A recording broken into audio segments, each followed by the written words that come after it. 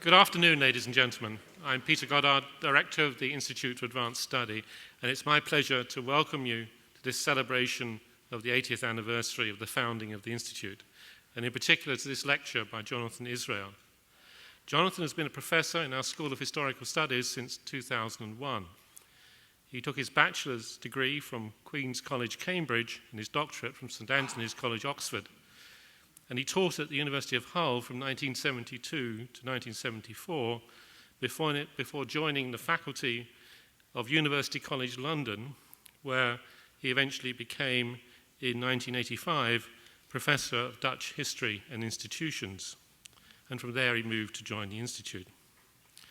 Jonathan's recent work has focused on the impact of radical thought, especially Spinoza and Diderot, and the 18th century French materialists, on the Enlightenment and on the emergence of modern ideas of democracy, equality, toleration, freedom of the press, and individual freedom. Jonathan became a Fellow of the British Academy in 1992, a corresponding Fellow of the Royal Netherlands Academy of Arts and Sciences in 1994, and he was made a Knight of the Order of the Dutch Lion in 2004. His distinction has been recognized by the award of very many prizes, as well as honorary doctorates from the Universities of Antwerp and Rotterdam. At the end of Jonathan's lecture, there will be an opportunity for questions, followed by a reception in the Ford Hall Common Room, to which you're all invited. And today, Jonathan's title is The History of Basic Human Rights, the Declaration of the Rights of Man, 1789. Jonathan.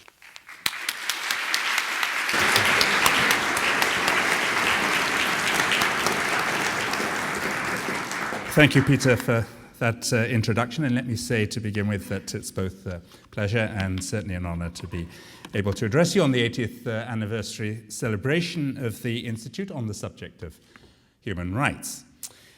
Basic human rights lie, of course, right at the center of our core values in Western society today. They're precious to us as a basic measure of social relations and the measure of right and wrong, as well as a growing factor in international affairs and a presiding feature in our otherwise rather sparse and somewhat dismal moral landscape. Everyone knows that in much of the world, political authoritarianism, dictatorship, child slavery, family pressure, matters of marriage, the caste system, numerous other practices stand in flagrant contradiction to the moral system basic human rights imply, and also that on a theoretical level, many modern philosophies and religious traditions ignore or directly challenge and negate the principle of basic human rights. Now, as a historian, what I want to do in my lecture today is to go back to the beginning, the origin of our modern idea of basic human rights in the Enlightenment, and especially to the explosive, world-transforming debates surrounding the Declaration of the Rights of Man and the Citizen of 1789, and show how bitterly contested the idea was at its outset, and by showing the reasons for this, throw light on what appears to be a deep-seated difficulty and ambivalence, even to some degree repugnance, in our modern consciousness. For the principle behind the principle, so to speak. That is, for the source of the inspiration for basic human rights, the inspiration at the source of our modern core values. When people speak of globalization nowadays, what they mostly have in mind is world economic and trade integration, systems of rapid communication, and the new international politics of the post-Soviet Union era. But there's little doubt that if Asia, Africa, Europe, and the New World are really to come together to form a single global community with a shared system of core values underpinning our legal and political systems, this can only happen by forging a single moral order based on universal principles of a kind that have never in the past anywhere wholly been embraced and integrated into, or integrated into national cultures and education systems. Actually, there's only one system of universal moral, social, and political values that is universally embraced, at least officially, and only one which even the most passionate postmodernist philosopher or the most rigorous analytical philosopher would be unable to oppose in what most people would regard as a reasonable, logical, coherent manner. Only one system that can't be effectively challenged, in other words, and that is the developed doctrine of basic human rights. But if human rights are today indispensable to us, philosophically more or less unassailable, and unique in being the only viable moral bridge linking the West, Asia, and Africa, it was only after a prolonged period of almost total suppression and marginalization in the 19th and first third of the 20th century that they resurfaced. First, gradually, in Allied propaganda against fascism during World War II, and especially as encapsulated in the United Nations Declaration of 1948 at the suggestion of the United States, and have only truly become an active force integrating humanitarianism with a modern legal and moral discourse of rights since the later 1970s. After long being ignored or treated in a very marginal fashion, has to be said, by mainstream thinkers, as in Bertrand Russell's History of Western Philosophy, for instance, several interesting books about the history of human rights have appeared in recent years, and a point that they rightly stress is that even after 1948, basic human rights did not, in fact, yet serve as a central guiding framework for humanitarianism, emancipation initiatives, or anti-authoritarian protest movements, but only began to do so as the world changed from the late 1970s. The UN Charter was certainly a pivotal event, and one that in theory made basic human rights the core value system of the world. It was quickly followed by the European Convention on Human Rights of November 1950, the first legally binding convention operating supranationally.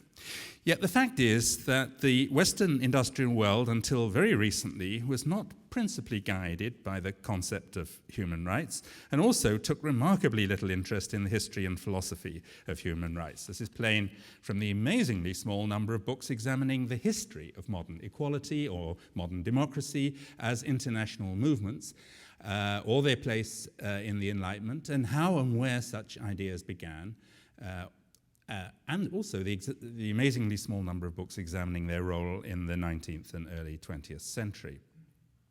So this neglect is obviously connected with the fact that still in 1948 and in the decades following, the 1950s and 60s, human rights were usually intended by governments and by society generally, even in the Western world, to be more nominal than real. In the dying days of the British and French empires and of organized racial segregation, they were not originally meant to be taken too seriously. The black American writer W.E.B. Du Bois, for instance, a key black intellectual in the US and co-founder of the National Association for the Advancement of Colored People, was bitterly and extremely disappointed in 1947-8 by the failure of Eleanor Roosevelt, the UN representative on the Commission for Human Rights, and the Commission itself, by their failure to initiate any significant action against race discrimination, segregation, and subordination in the US. Basic human rights sounded good in certain contexts, especially as a weapon against fascism and for showing up the oppressive, tyrannical ways of the Soviet Union and Mao's China, but they were not intended to serve as the basis of international relations, humanitarian programs, gender attitudes, poverty relief, and world legal and moral consensus. Few as yet gave any thought to the position of women or judged that the colonial empires of Britain, Holland, Portugal, and France should be immediately ended, or that humanitarianism, and still less, or that eliminating poverty, attacking deprivation and disadvantage should be absorbed within the framework of basic human rights. Organizations like the Red Cross and Oxfam were originally purely humanitarian organizations that made little attempt to adopt the value system and discourse of human rights. It is true that Amnesty International was something strikingly new, and that by avoiding the usual corridors of power and diplomacy and existing channels of expression, it built up a whole new international culture of protest and demonstration, creating local branches in many places, building up a grassroots movement, encouraging politicized street murals, and inciting campaigns of letter writing, lighting candles, civil disobedience to plead publicly for release of prisoners and respect for those oppressed. By the 1980s, it had become a bright light on the world horizon. Yet if Amnesty International was the first international organization to take human rights seriously as the basis of its operations, it made only very slow progress during its founding decade, the 1960s. Only after being awarded the Nobel Peace Prize in 1977 did Amnesty gain a high profile in the world's consciousness. Meanwhile, Arya Naya's Human Rights Watch began in 1978, but as the Helsinki Watch, and only seriously broadened its horizons, renaming itself Human Rights Watch in 1988. Columbia University's Center for the Study of Human Rights, interestingly, was founded only as recently as 1978. It was in the 1970s and 80s then that human rights emerged as the world's modern secular moral political code. By 1948, however, the concept had been an essential, vital part of European culture for 2 centuries, and except perhaps for minority communitarian rights, there's hardly anything new about or perhaps nothing apart from minority communitarian rights, that is new about the concept or philosophy of basic human rights as it developed in and after 1948. Human rights arose from the Enlightenment, but not out of the whole Enlightenment. It stemmed rather from its democratic, egalitarian, revolutionary wing. Voltaire, especially in his last years, from the late 1760s, was prominent among the leaders of the mainstream Enlightenment's campaign to hold in check and block materialist and democratic ideas. In his case, choosing to do so by attacking Spinoza's philosophy as the intellectual bedrock of the tradition he was opposed to, and that culminated in the work of the radical encyclopédiste. By 1770, it's the year of the publication of D'Holbach's Système de la Nature, and several other of the most famous of the radical Enlightenment books, it had become obvious to Voltaire that his kind of moderate Enlightenment, a cause fighting for more toleration and to reduce church power, was wholly incompatible with the wider program advocated mainly clandestinely at that time by the Diderot Circle. Voltaire insisted that the fight against the churches was enough and that nothing could be more unwise and dangerous than to link the campaign against ecclesiastical authority with a democratic campaign against kings, aristocracy, and existing constitutions. Among many other texts that greatly bothered him at this time was a pamphlet of 1774 by Condorcet, there on the left, later one of the key participants in the debates surrounding the Declaration of Rights. A pamphlet maintaining that the philosophes alone among men were unafraid to make known to kings the cries of the people and confront kings and clergy with the people's natural rights.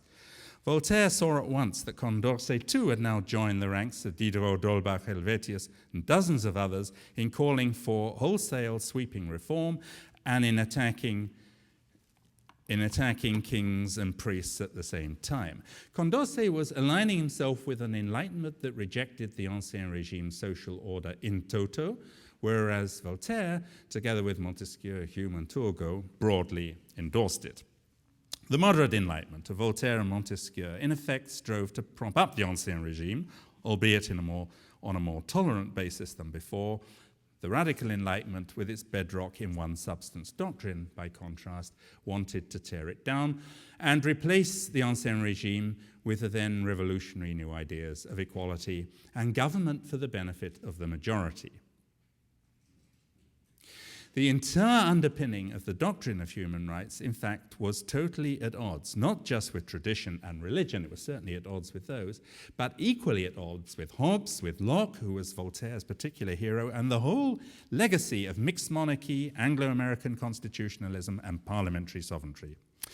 If the Declaration of the Rights of Man proclaimed by the French National Assembly in August 1789 met with a warm response in some quarters throughout Europe, it was because its principles answered to a value system a few already subscribed to and passionately invoked. Groups of radicals like that in Britain, composed of progressive democratic thinkers and writers like Tom Paine, Joseph Priestley, John Jebb. Jebb, by the way, was a radical Don who, among other things, tried to reform Cambridge University in the 1770s. For this, he was tried by a kind of academic inquisition in Cambridge and thrown out of the university for having undesirable ideas about religion, monarchy, and scholarship. Also in this group were Richard Price, William Godwin, and, of course, Mary Wollstonecraft.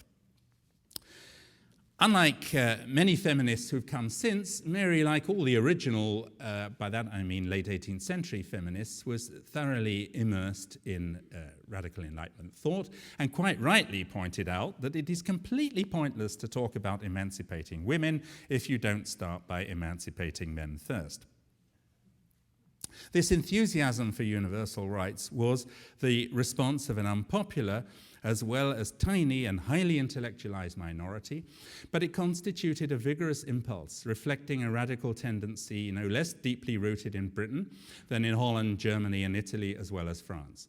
By 1789, everyone in Europe was confronted by this message that we today say we subscribe to, but whose history we like to ignore.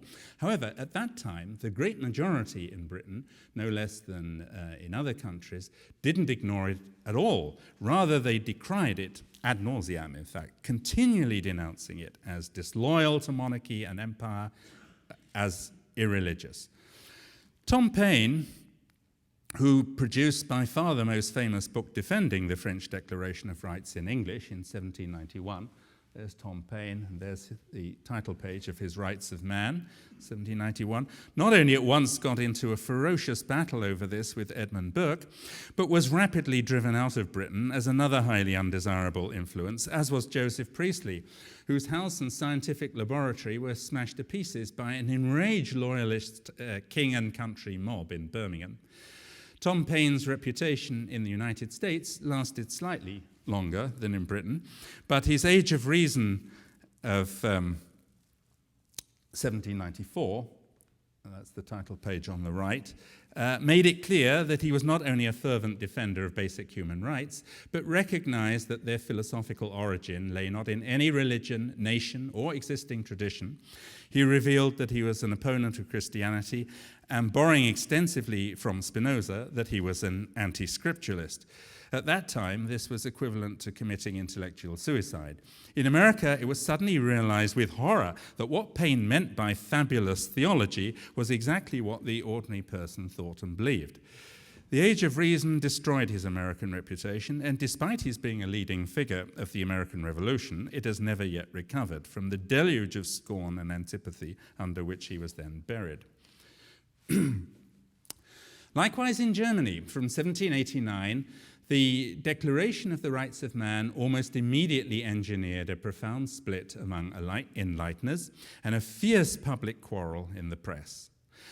The first to denounce basic human rights principles publicly, publishing in the Berlinische Monatsschrift in July 1790, with the journal's editor's encouragement, was a famous German enlightener and social theorist, Justus Moser, who at this point opened up a remarkable rift in German thought and culture. Men are not equal in their basic rights, contended Moser. Men are only equal in a Christian sense, spiritually, in their efforts to save their souls and in the eyes of the church. Not unlike Locke earlier, he firmly denied there is any such thing as equality of civil status. That was an argument that Locke used, for instance, in his defense of black slavery. It may be true that blacks are equal to whites in spiritual status, and slave owners have no right to prevent their slaves being sent to church on Sundays. But this has no bearing on civil status. It's an important argument in Locke. Like Voltaire and Burke, Mirza understood that what the doctrine of human rights means is the inevitable end of all genuine monarchy, all formal social hierarchy, and all traditionally constituted religious authority, and even the kind of informal aristocracy that burgeoned in the United States following the revolution there. A society rooted in the principle of aristocracy and submission to churches, claiming that only believers, those with faith, will be saved and are morally justified, cannot coexist with a society demanding that everyone be treated as equal and that society and the state should respect the desires and interests of everybody equally, embracing the concept of the general will, claiming everyone has an equal right to live freely, think independently, and banishing theology from every process of legislation and lawmaking.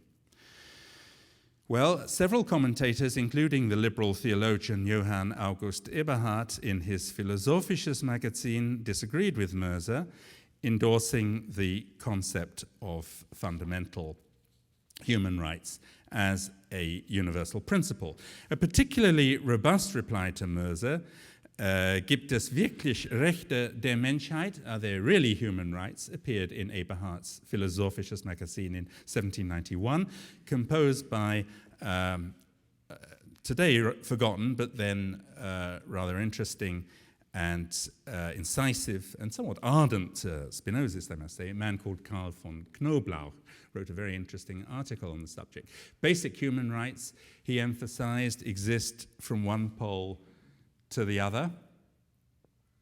This argument that he provides here is actually quite a good example of his Spinozistic approach to the role of the state and the nature of sovereignty. So it's quite a good instance of basic human rights being grounded in this type of this particular political thought tradition. So basic human rights exist from one pole to the other. What does not exist are rights conceived as concessions, granted as privileges by rulers, lawyers, priests, or any authority. But again, only a tiny minority held such views in Germany, and these too were rapidly discredited as subversive and irreligious and marginalized. Nevertheless, the Declaration of the Rights of Man resounded in France and had a huge international impact. The text appeared in many formats, here as a beautiful wall piece, which you can see in Paris today, but it was widely propagated, especially clandestinely, in various countries, even as far away as I've seen in archives myself in Peru, even as far away as Peru and Ecuador. Not only did the Declaration pioneer nearly everything in our present-day notion of human rights, there are also certain respects in which the late Enlightenment concept of basic human rights went further than the conception endorsed by the United Nations in 1948. The most fundamental difference between the 1789 Declaration and those of 1948 and 1950, actually, is that the former embodies the wholly new conception of sovereignty embedded among the 18th century radical underground, whereas the 1948 Charter omits all of this. So in 1789, sovereignty was now pronounced to reside not in any king, parliament, or other institution, but in the people exclusively, as you see from Article 3.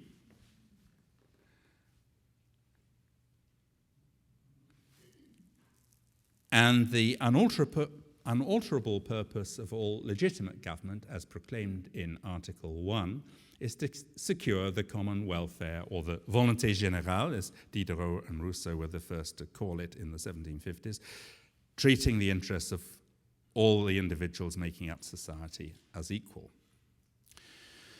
The general good, as it's called in the Declaration, was unquestionably a post-Hobbesian and non-Lockean concept, an entirely new concept in political thought tradition, one that begins actually with Spinoza, although this is not usually stressed in histories of political thought, but that's not central here, and that stems in its 1789 usage chiefly via Mirabeau and Sieyès from Diderot, D'Holbach, and Helvetius, principally, and not as incidentally as most historians would probably say, but I think it's a mistake, that they're deriving it from Rousseau. I think that's perhaps marginally the case in some instances, but it's not the main avenue.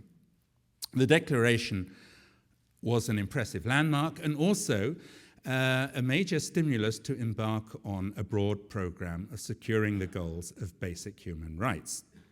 In Paris, intellectual circles, like the club calling itself the Amis de la Vérité, debated, celebrated, and also built on the Declaration of 1789 by working to realize its terms and striving to expand this incipient framework further. Some members even acknowledged the need to consider the position of women and reform the then dreadfully one-sided marriage laws, making these fairer to women and ending indissolubility of marriage, something Diderot and the radical enlighteners had always considered one of the worst forms of ecclesiastical oppression. The Diderot Circle had indeed been the first group of thinkers in human history to urge the need for civil divorce in any program of general human emancipation. With this emerged for the first time the idea of the emancipated woman. Those ladies designated during the French Revolution as Françaises devenues libres, and there you see her with the shackles of subjection, the chains. I can't get the pointer working, but you see at her. There we are. You see at her feet the broken chains. So the shackles of subjection broken for the first time, at least in her own mind, which is surely the most crucial step towards eventual liberation. And now she is eager to start work to make the idea a social reality. However, as yet, very few men were willing to grant that the emancipation of men inescapably implies also the emancipation of women. The most prominent representative of the idea in France was a remarkable lady, Olympe de Gouges, highly dissatisfied by the response to her efforts to get women's rights acknowledged, who published her ironic, ringing, and world historical Declaration of the Rights of Women in September 1791.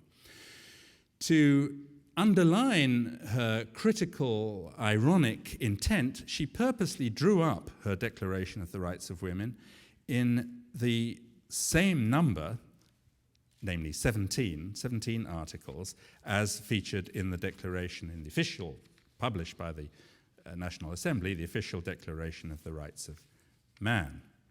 There you see the first 4 articles aligned in parallel from the 2 texts. You see the deliberate commentary that's involved. You can see also the tone of this sensational publication on the right from the fact that Olympe not only echoes, but in her 4th article more explicitly and honestly announces that the revolutionary leadership, Condorcet, Brissot, and generally the philosophes révolutionnaires who are controlling the revolution in its early stages, what they fully intended, as indeed they had intended from the outset, from the moment power more or less fell into their lap after the storming of the Bastille, was to reform every law and public institution, leaving nothing standing of the Ancien Regime at all, not a shred. Many of the revolutionary leaders saw a need for a fuller and more explicit statement of human rights, even than the one they'd come up with in August 1789. And in 1793, shortly before the Robespierrist takeover and the Terror, a fuller statement of human rights was issued, the Declaration of June 1793. We should note that both the Declaration of 1789 and the revised Declaration of 1793, which Condorcet again played a major part,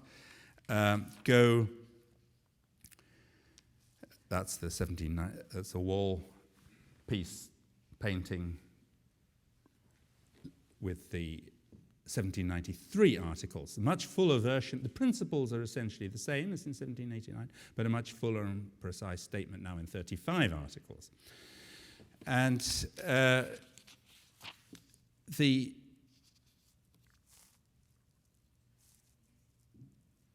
this new declaration goes much further than, for example, the American Declaration of Independence of 1776 in specifying what the duty of government is, as well as in highlighting the principle of equality.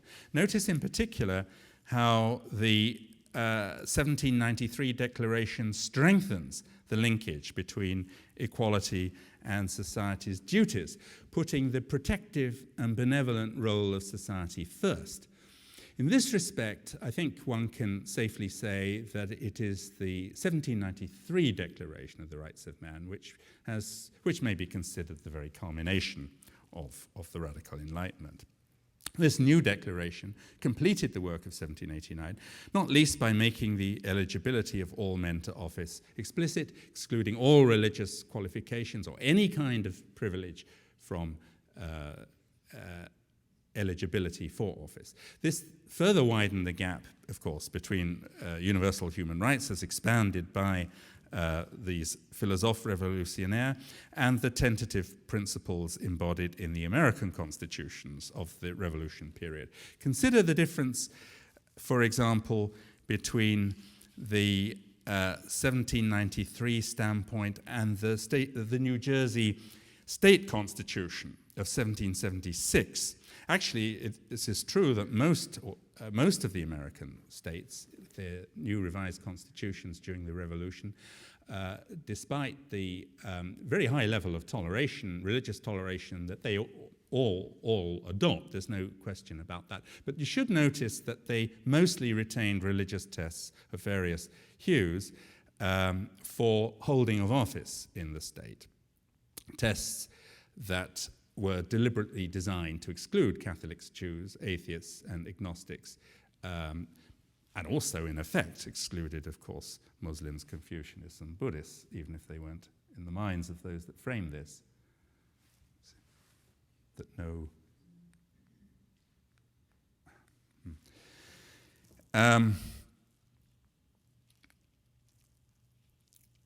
Another example of how the 1793 Declaration expanded and completed the principles of 1789 was the article concerning slavery.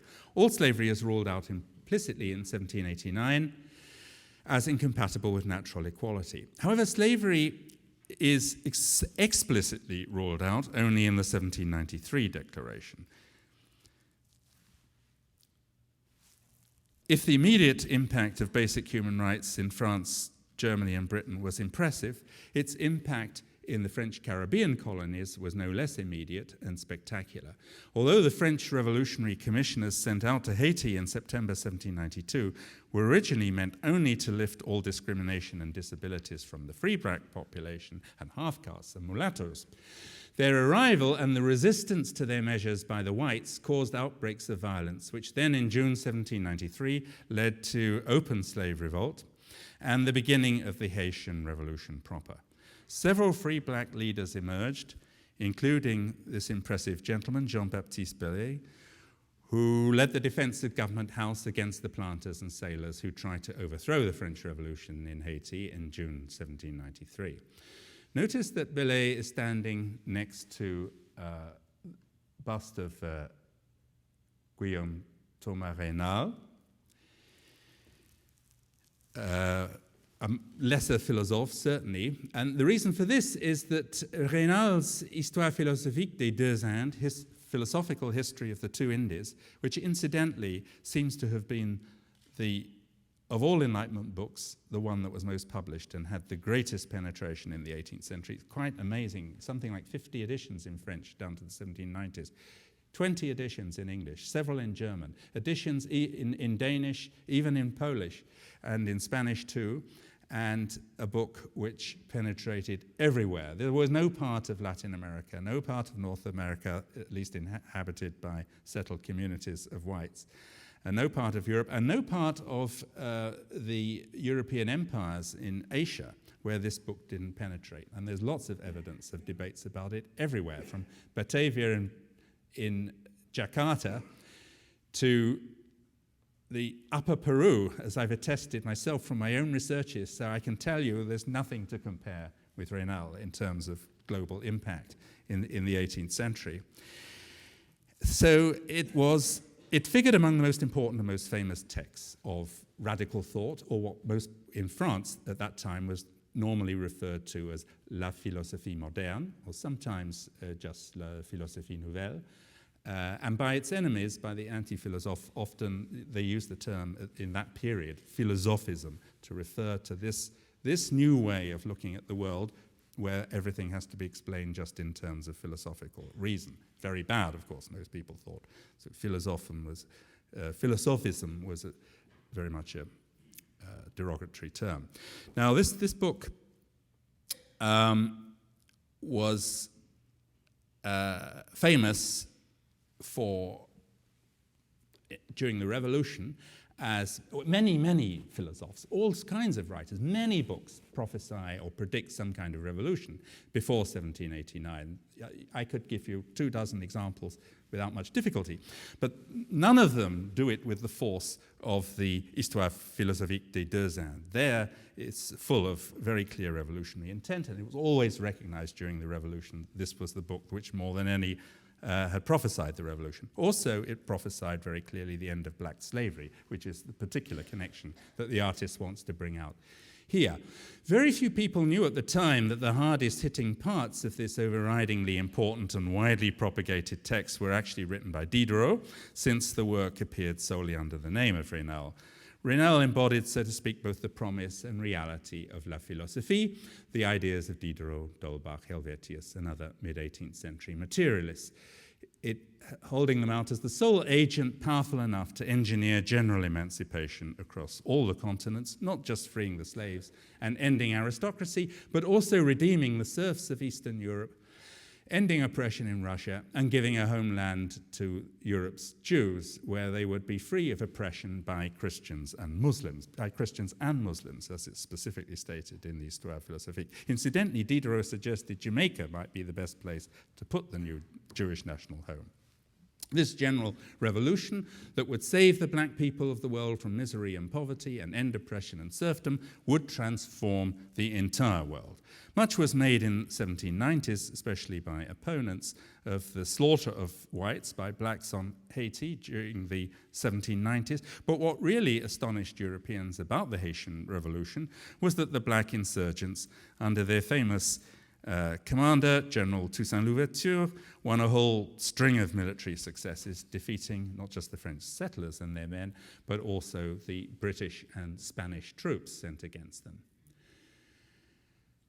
But if many were enthusiastic about the contents of the Histoire philosophique and still more, the Declaration of the Rights of Man, the vast majority were, of course, passionately opposed.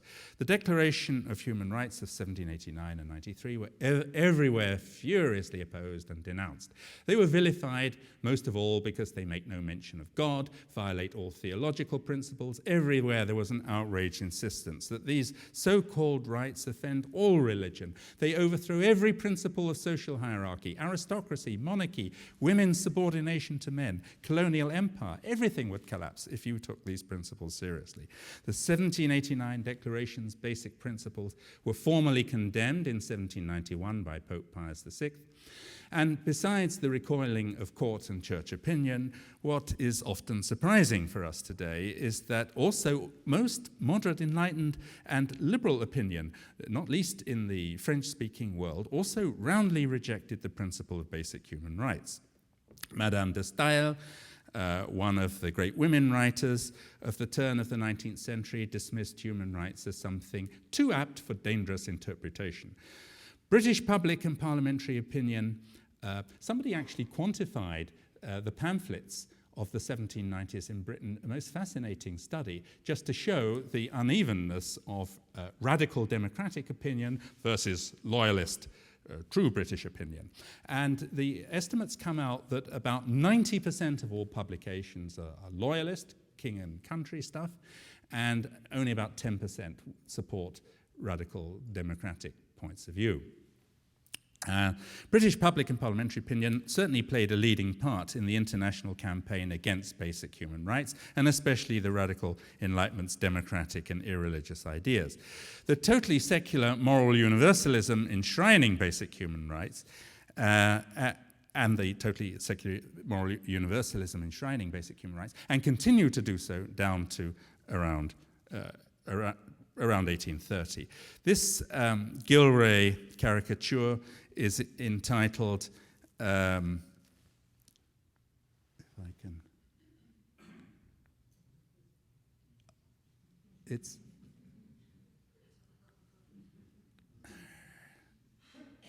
I can't find the right place at this moment. But it's entitled The Rights of Man or Tommy Paine, the Little American Tailor Taking the Measure of the Crown for a New Pair of Revolution Breeches. It's there.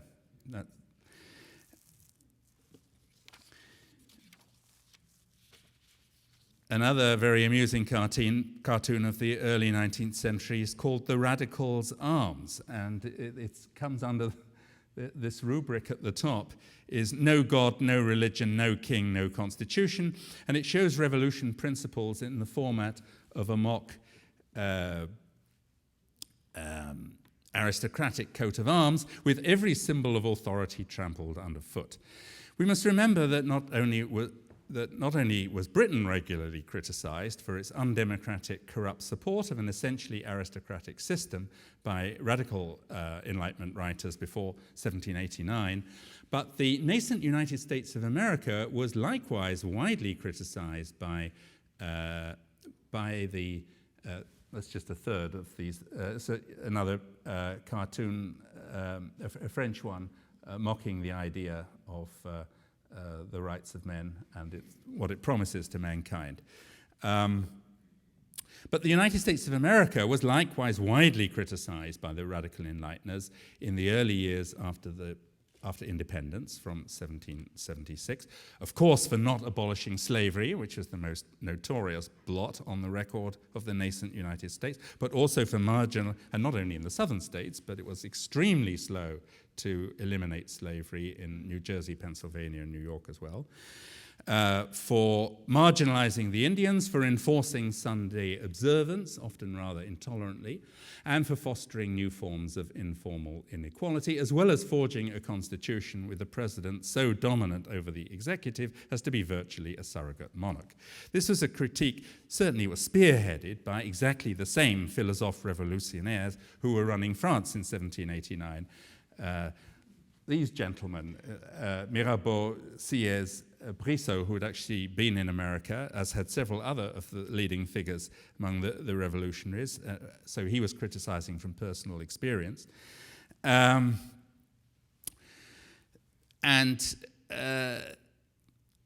it was a very important critique, although we read very little about it today. It doesn't seem to appeal much to either American historians or French historians for some reason, but it seems to me a very remarkable set of criticisms and discussions of the new American Federal Republic. But it was a critique shared, it's important to notice, also by several American and Anglo-American writers like Tom Paine and his outspoken but today mostly forgotten disciples Joel Barlow, Robert Coram, and Eliyahu Palmer.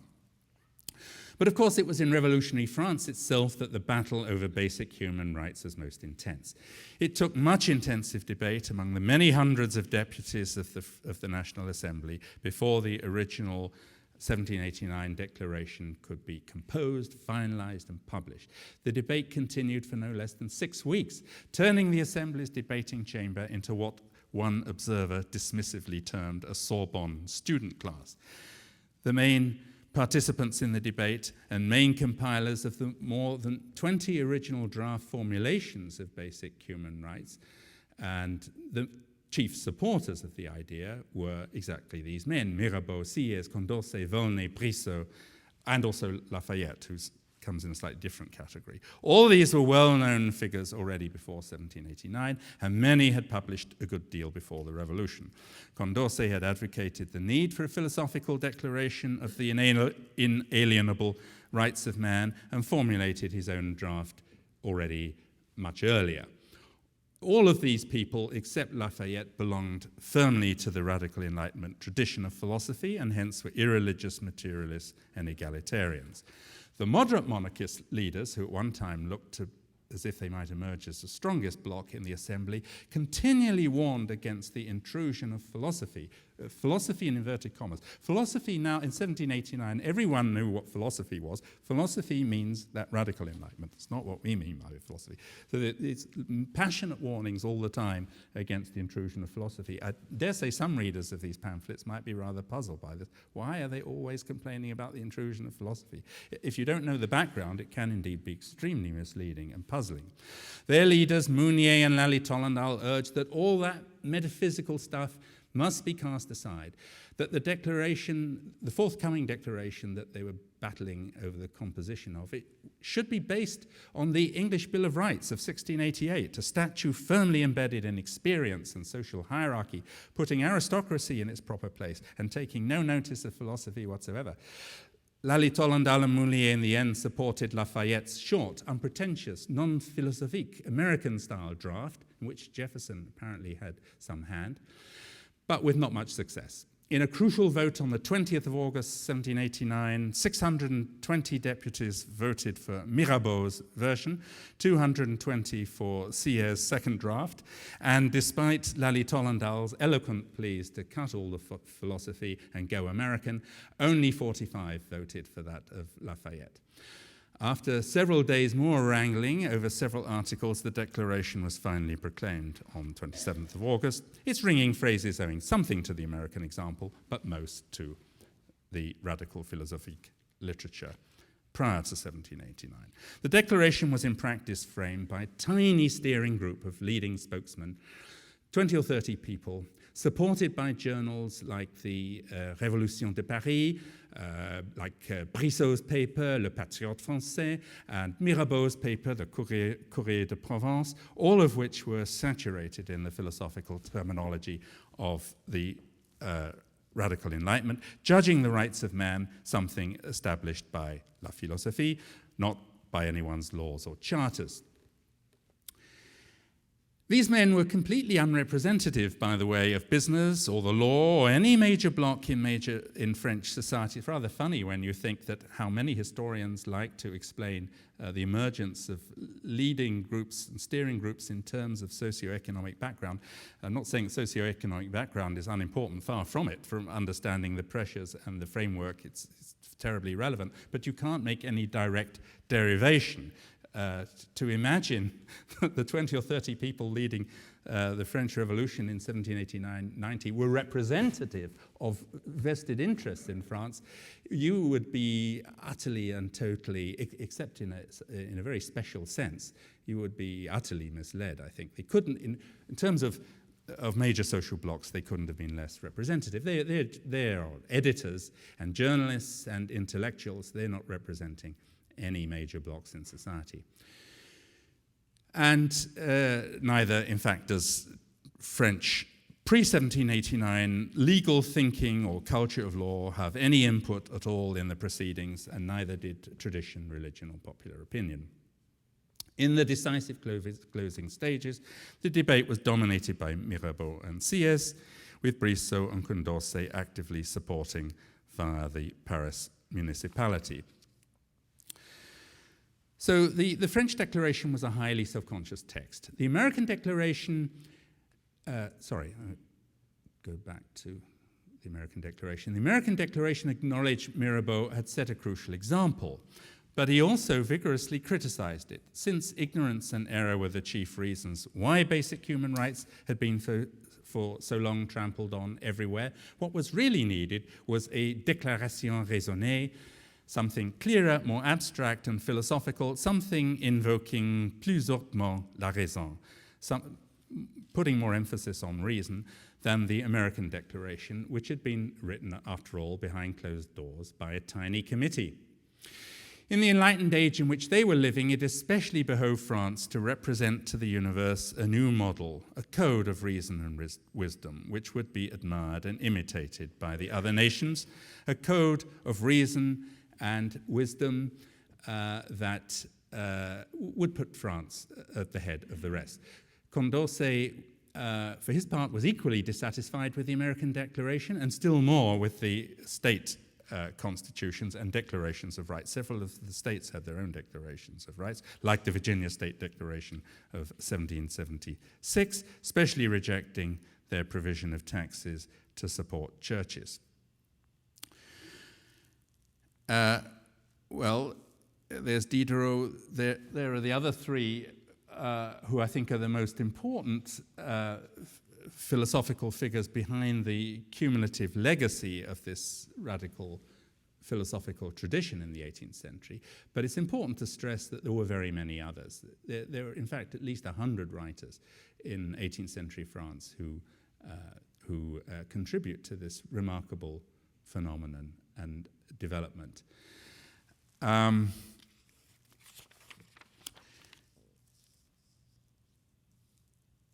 One could sum it up by saying that, describing their message as one claiming that the world is in chains and steeped in misery, but that misery and poverty are unnecessary and can be got rid of. But this can only be done, insisted their kind of enlightenment, by attacking error and ignorance and enthroning what they call philosophy. Philosophy certainly won many battles during the closing days of the Great Debate, but by no means all, being defeated in particular over Articles 10 and 11. So I've put up those two on the screen. These deal with freedom of expression and religion, key clauses which provoked fierce exchanges in the assembly, especially between the clergy and those so-called the followers of a philosophy of gentleness and toleration.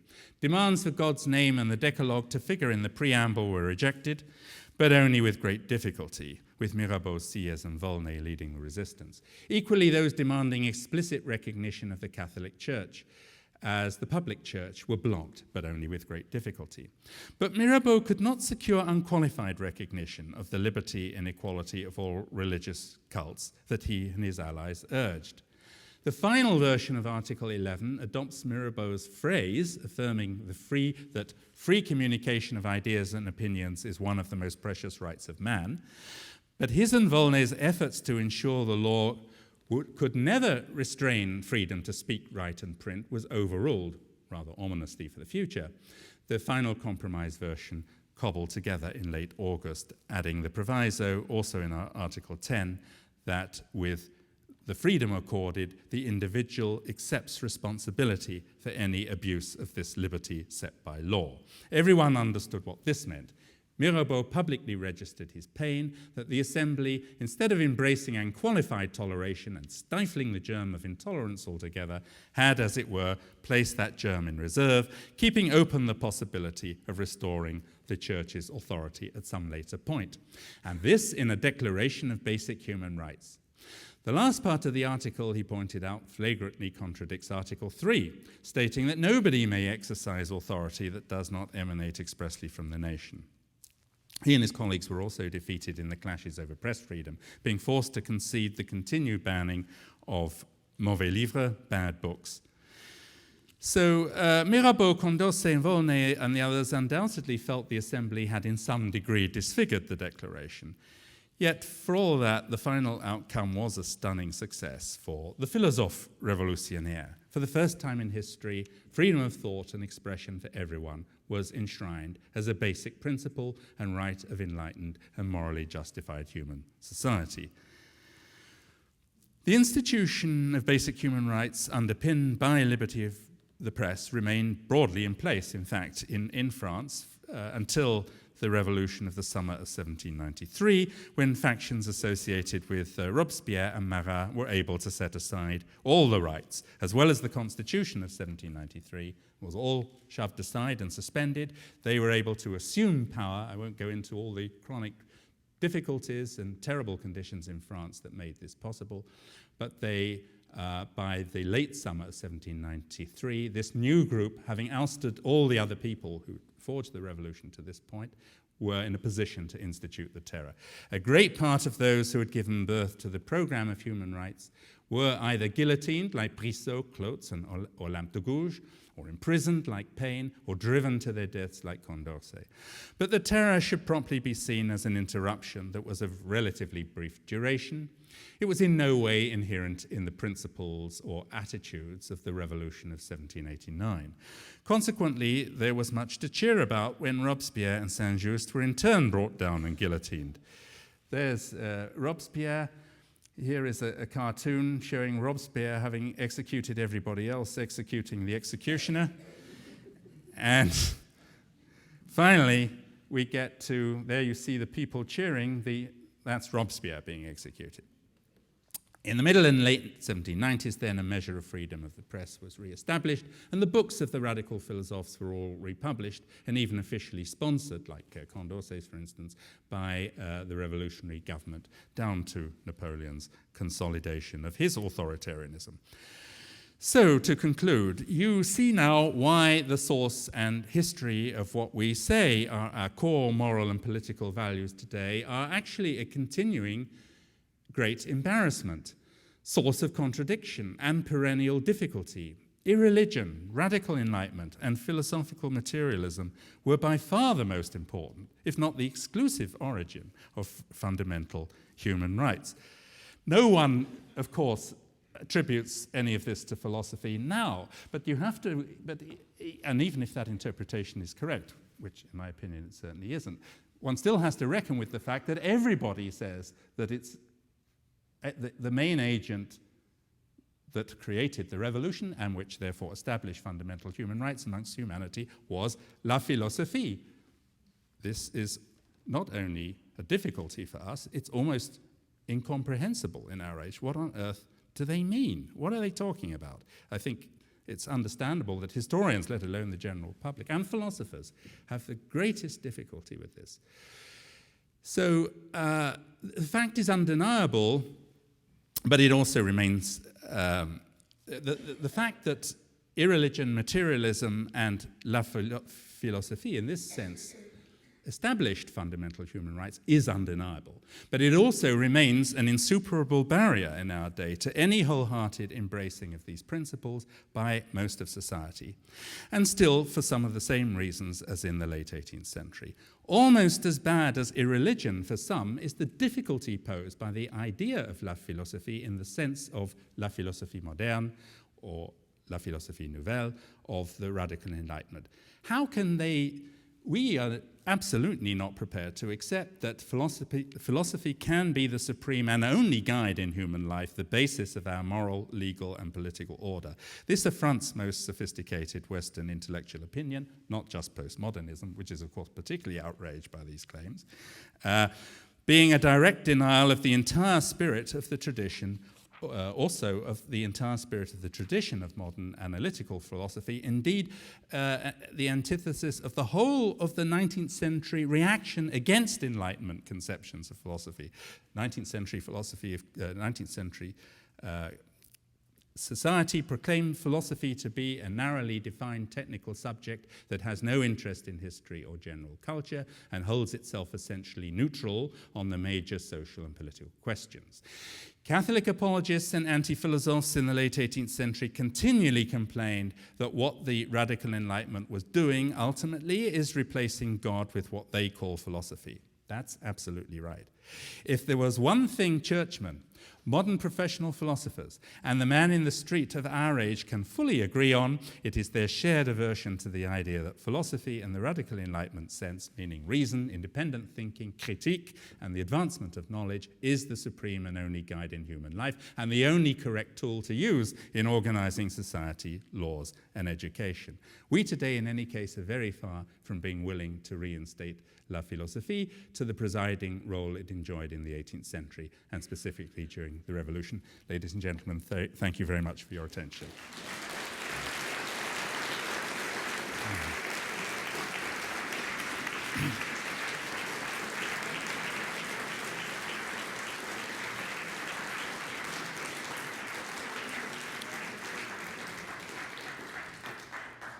Now, it seems there is some time for questions, and despite some rather sharp lights in my eyes, which might make it difficult for me to recognize even people with whom I'm very familiar, I will try to take the questions myself. Eric, I think I can see in the... Perhaps you could wait for the mic, which is on its way.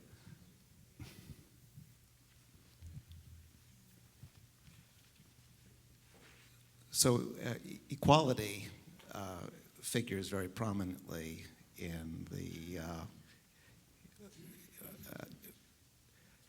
the program laid out by the radical Enlightenment philosophers. But I wonder if you could say a bit more about what equality actually meant for them. These days, equality is certainly a widely shared value, but there's intense disagreement about what it entails. So there are people who favor equality of opportunity. They're willing to put up with wide disparities of income as long as those disparities are attributable to merit, and then the equality of outcome people who think that vast differences of income are inherently repugnant. So what about the radical Enlightenment? Well, that's a big question, and of course the answer is inevitably a complicated one, but it meant in the first place equality before the law and the elimination of privilege, which was such a big problem for previous centuries. We've forgotten that, of course. We don't really know what it's like to live in an aristocratic-dominated society. We might come up with a shock on noticing that amongst the regulations guiding Joseph II's police in Vienna in the late 18th century, one of their main obligations was to give a good thrashing to coachmen and servants who were impertinent to aristocrats. This might well shock us, but we in general have forgotten what that means. But I think that the most important, the economic aspects are discussed quite a bit. Most of the radical Enlightenment people that I've talked about would reject outright confiscation from the rich and redistribution of wealth. But they did think that it was the responsibility of government, for a reason I'll explain in a moment, to try to organize taxation, for instance, and other aspects of policy against the richest and vested interests to try to work towards greater equality. So something like social democracy, although there were certainly communistic writers like Morelli, and Amabli in some moods, who advocated outright confiscation and redistribution to get something more like economic equality. But I would say that both the communists and the main, if I can use that term, the main block of the radical Enlightenment, what they above all meant by equality is a rather complicated political concept which we've now lost any notion of, which is essentially Spinozistic, which is that the force of the state comes from all individuals. Everyone wants to be happy. Everyone wants something different. The only way that a political moral system can work that is genuinely democratic is if the government treats the interests of every individual equally. Whatever any individual wants, his interests or her interests should be treated equally. This means the duty of the government, Diderot expressly states this a number of times, the duty of the government is to prevent the majority or the people from being preyed on by vested interests. That is at the very heart of the conception of equality. And there was another question right next to you, I think, if you... Thanks, yeah. You presented the radical Enlightenment view of human rights as rights that are being held against states, primarily. But of course, part of the point of the human rights regime in the late 18th century, both in France and in the US, was also they founded new states and they granted the legitimacy of a new political order. So rights are not simply held against the state, but they're also ultimately upheld and defended by states. And I kind of thought that was the ambivalence you were going to discuss. I assumed that was going to be the tension you were going to take up, especially in relation to your introductory comments when you say we were the heirs of this radical Enlightenment tradition. It seems to me that the role played by human rights in contemporary political discourse is not so much as the kind of radical doctrine of popular sovereignty that you described, as much as a political mechanism for defining where the outer sovereignty of states lie, right? So a state typically loses its legitimacy when it breaches the human rights of its people, and that gives the rights to more powerful states or Western states to intervene in their own affairs. So it seems to me that human rights now act as mechanisms for regulating interstate relations, yes. not so much yes. as the more radical doctrine of popular sovereignty that was very evident in the Haitian yes. revolution, as you described, but I don't see much trace of it today, and I wonder whether the ambivalence of human rights resides there. Well, you're certainly right that the emphases are different, and that today, of course, the function in our world of human rights is much more noticeable in international affairs than it is in internal domestic reform programs. Although it is noticeable in internal domestic reform programs, and perhaps should be more so in a great many areas. Also, I would say that for the late 18th century, certainly there were a number of writers who, Cerisier would be a good example, a Franco-Dutch writer who edited a newspaper in Leiden for many years called Le Politique Hollandais, and other places where you see among the examples frequently given of how monarchical states ignore the interests of the majority are the dynastic wars that they fought, that were getting worse and worse in the 18th century.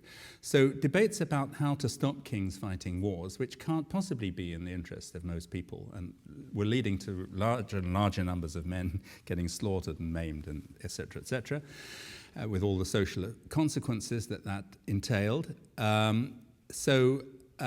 The idea of the United Nations with an Assemblée Générale, it's called that in several of these texts, which would create international fora that could put pressure on states and force them to settle their disputes peacefully instead of going to wars. That aspect of international relations is in a way linked to this basic human rights ideal in a number of texts. So I wouldn't say it's totally absent either in the late 18th century, but it's certainly true that the balance is different. Right in the back row, there's a questioner. One aspect of this that fascinates me is the issue of sexual identity.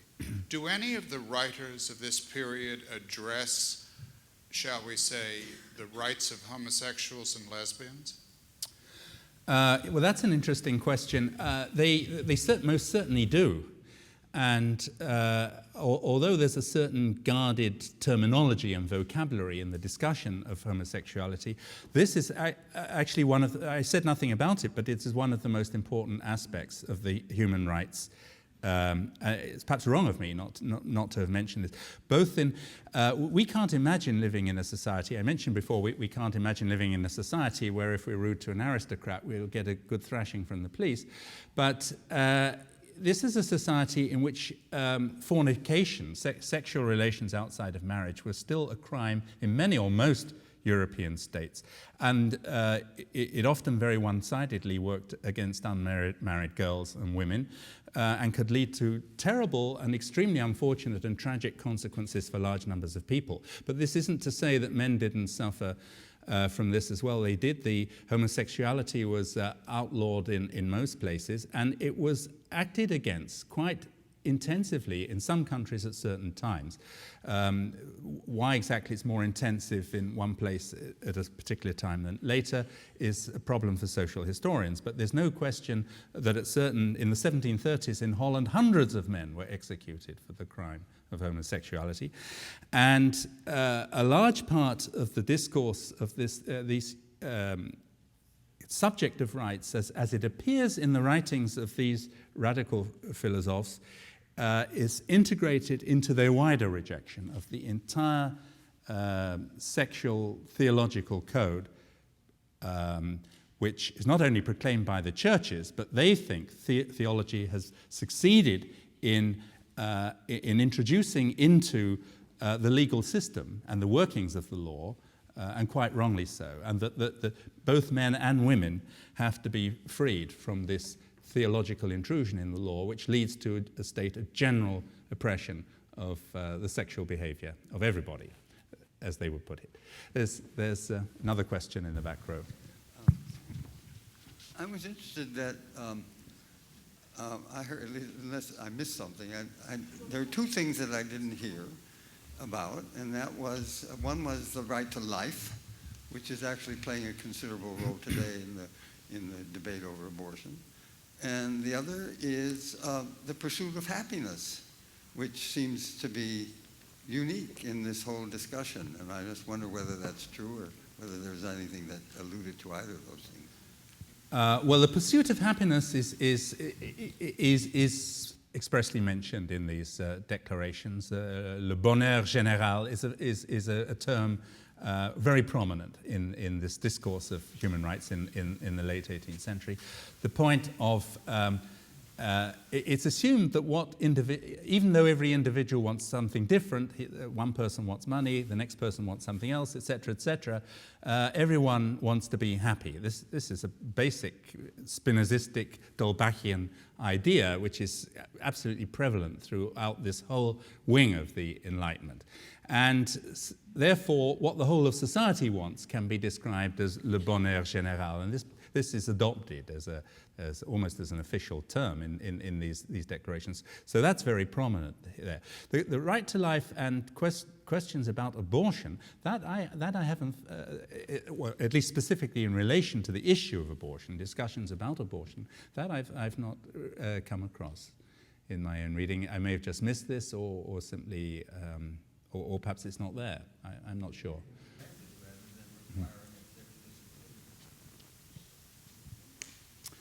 This question down here in the gangway.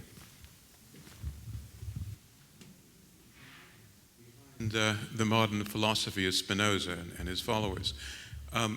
In the writings of Godwin and Paine, I mean, in their intellectual biography, is there a strong evidence of them actually not reading those who might have been influenced in this tradition, but directly reading Spinoza? Oh yeah, Godwin and Paine read Spinoza, and if actually the Age of Reason, although Paine, of course, had never been to university, he hadn't studied, he was an autodidact, and when he first began his sensational career in 1775 with this tremendous pamphlet which made such a big contribution to the American Revolution, Common Sense, his reading was probably rather restricted at that stage. And I would say, apart from the Histoire philosophique, and it's been proven that there's a very minor Italian radical writer called Dragonetti, who you may or may not have heard of, but who wrote a pamphlet against the aristocracy, which had appeared in a bilingual version in London, and he expressly cites that a couple of times, one or two other texts, but he probably hadn't read very much by 1775. By the 1790s, he'd read quite a bit. In the Age of Reason, a large part of it is Bible criticism, and the Bible criticism he lifts more or less completely from Spinoza. So there's no question that the later Paine, at any rate, had an extensive direct familiarity with Spinoza. Godwin was quite a widely read man and knew all these writers, and expressly says in the preface to his most famous work that he began to think in this way as a result of reading the Système de la Nature, which was the most famous work of D'Holbach.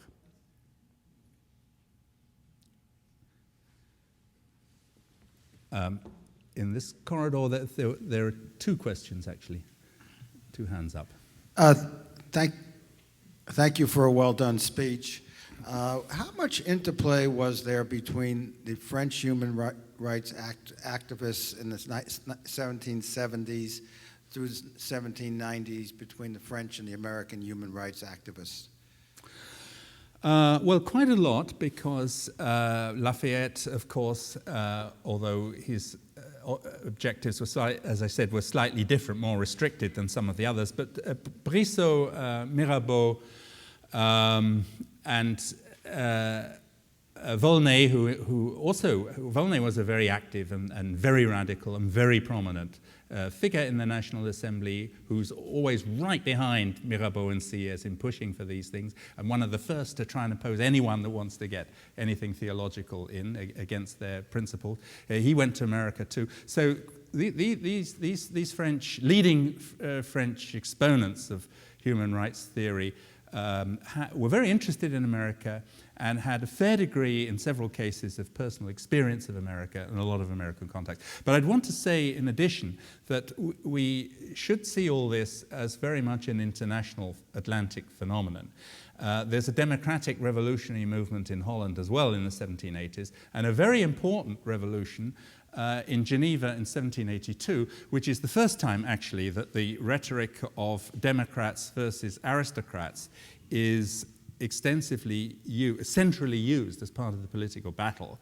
And it's interesting to see that both Mirabeau and Brissot, who had already published quite a lot and who already established philosophe révolutionnaire, so a long time before 1789, they were almost professional philosophe révolutionnaire before there was any revolution in France. As soon as the revolution began in Geneva, they went there to get experience, to be part of the scene and to learn as much as they could about what was going on.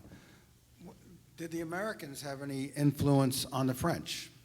No, certainly they did. But, and I tried to bring that out in the lecture. I think that they were inspired by the American example to some extent, but that it would be equally true to say that they were critical of the American. The problem with the American Revolution was a great thing for them, but it stopped too soon. It didn't go far enough. It didn't do enough. That's the essence of it. Thank you.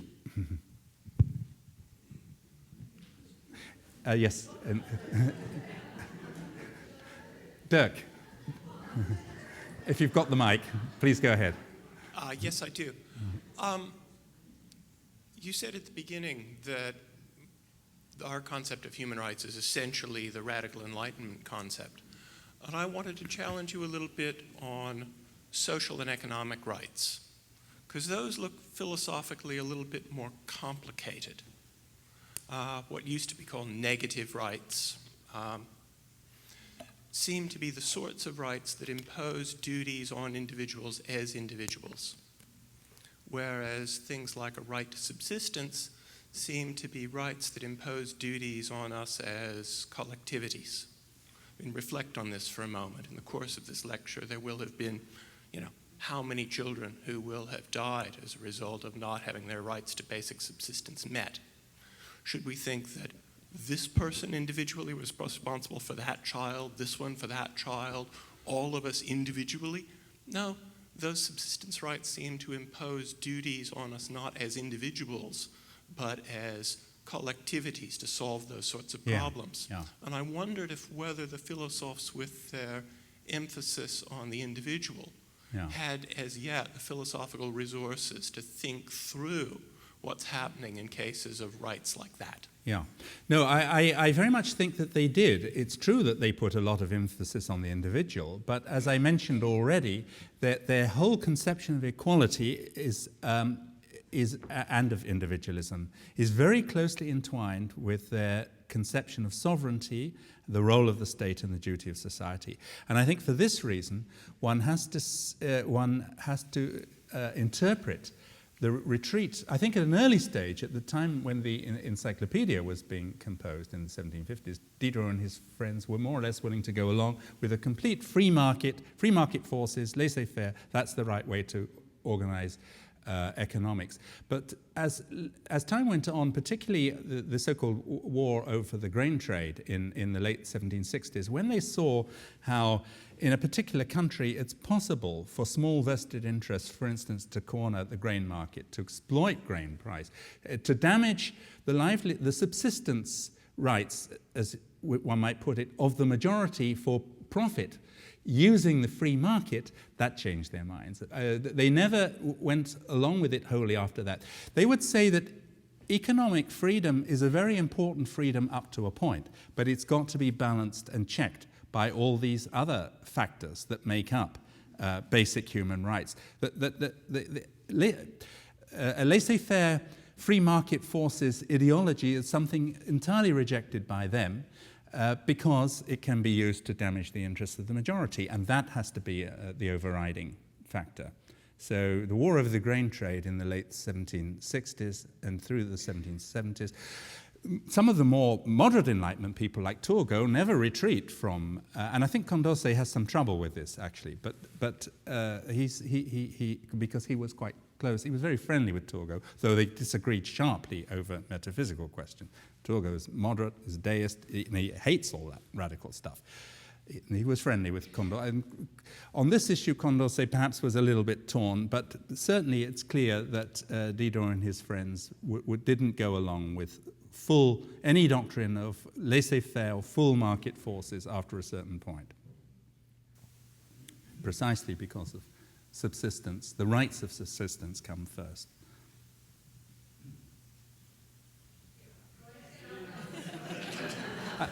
There must be somebody very eager to put a question at the back because of the laughter, but I can't see who it is. Hello. Yes, I've got the right of the mics.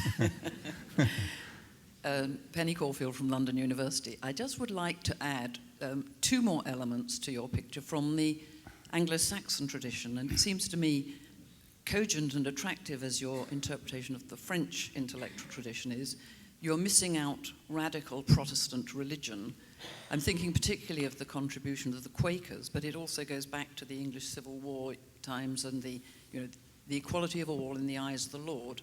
But in particular, in terms of human rights, the Quaker contribution to anti-slavery and the anti-slavery campaigns, then of course, it's not that all those involved in anti-slavery are Quakers, but the other element of that is that there is a public tradition of campaigning for human rights in the 19th century, which seemed to me, again, you rather underplayed, implying that this was a theoretical commitment that didn't really get activated until internationally until the 20th century. But these anti-slavery societies with a strong Quaker impulse become international, and is the campaign still going today? Yeah. Well, I wouldn't want you to interpret any of my remarks as being anti-Quaker in any way. I'm full of admiration for the Quakers, but one has to say that the Quakers had been around for a whole century before their anti-slavery movement began in Pennsylvania. And when it did begin, which is very, very late in Quaker history, nothing before the 1750s, the man who really gets it going and persuades the other Quakers they should really get rid of their own slaves, it was a job to do that even before they started telling other people they shouldn't have slaves. Antoine Benazet happened to be a Frenchman who read a great deal more in French and German than he did in English. And I emphasize this point because people immediately say, oh, you're downplaying the Anglo-Saxon aspect. What about the Quakers, etc., etc., etc.? What about religion? No, I mean, that's there, but let's keep things in proportion. The Quaker role begins at a very late stage, so subsequent to all this kind of thing. And the man who begins it, rather ironically, has absolutely nothing to do with Anglo-Saxon backgrounds, except that he happened to be living in Pennsylvania. And what's more, he opposed the American Revolution, which is a little bit awkward for some. He's a loyalist to Britain. Well, let me invite you all again to continue this discussion in the Ford Hall Common Room and to thank Jonathan again for an excellent lecture.